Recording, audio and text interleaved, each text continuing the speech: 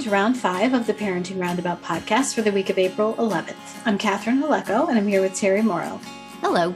Today, we're taking a break from talking and complaining and obsessing and instead shouting out things other people are doing that we think you'll find as useful or enjoyable as we do.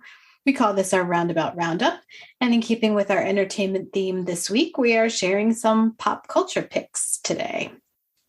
And I will go first. So I'm going to talk about a book that my son actually bought for me, that he heard about somehow on his online adventures, I guess. And he bought it for me, and it took a long time to arrive. It's actually was published, I think, back in 2013.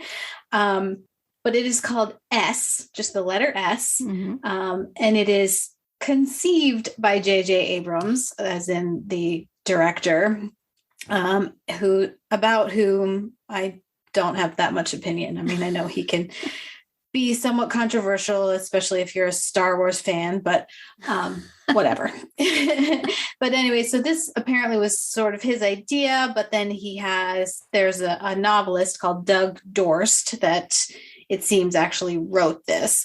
Mm-hmm. So the reason why it needs a concept is because it is a very high concept proposition. It is a book, but overlaying the story that's in the novel is a correspondence between two people who are reading the book and writing notes to each other and leaving them in a library, right? So if you open up the book and there's the printed page, and then there's what looks like handwriting sprinkled throughout every page, commenting on what's happening in the novel and also about the author.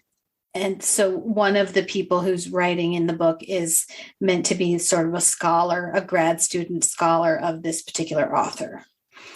So, like I said, it's rather slow going on the reading because on every page there's extra stuff beyond what is happening in the printed text of the novel. And then there's also like extra pieces of paper stuffed in it. And I'm not actually that far into it, but it's just kind of something very different that I've been checking out thanks to my kid deciding that I need to read this. So it is called S. And then the book within a book is called The Ship of Theseus.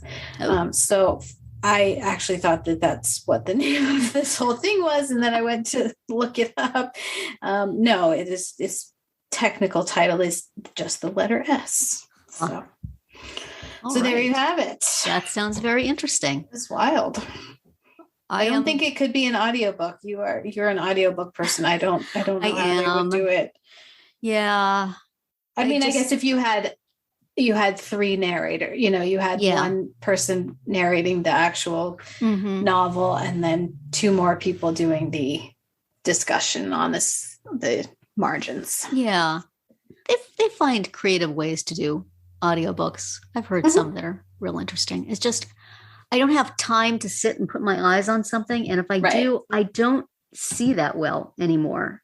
Just sit and look at a book.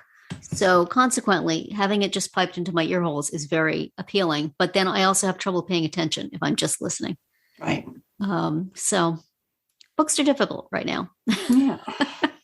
I should read them on a screen where I can blow up the letters really big. That's probably what I should be on. Get a Kindle or a Nook or something. Right. But it is what it is for the moment. Right. For my pick, I am going to once again recommend country music by a guy with one name all in capital letters. A couple of weeks ago was Hardy. This week it's ERNEST, who also is a country songwriter who's now coming into being a singer. And he just put out an album named Flower Shops that had a song on it named Flower Shops that he does as a duet with Morgan Wallen. And I heard the regular version on the album, and it was fine. It didn't really impress me any. But then on YouTube, I happened to stumble on an acoustic version of it, which is also on the album. But there's this video with Ernest and Morgan Wallen sitting on two stools with acoustic guitars and mics and just singing this lovely song with everything stripped, but just the guitars and their two voices harmonizing. And it's just so beautiful and sad. And you can really hear the lyrics, and you can just, if you feel in the need to wallow a little bit in a sad country song, you could not do much better than that, man. I keep sneaking over to YouTube and listening to it again. It's just the harmony in their two voices is just great. And the guitars and the emotion of the song works really well in that stripped down sort of format. So, go wallow in a little misery, will you?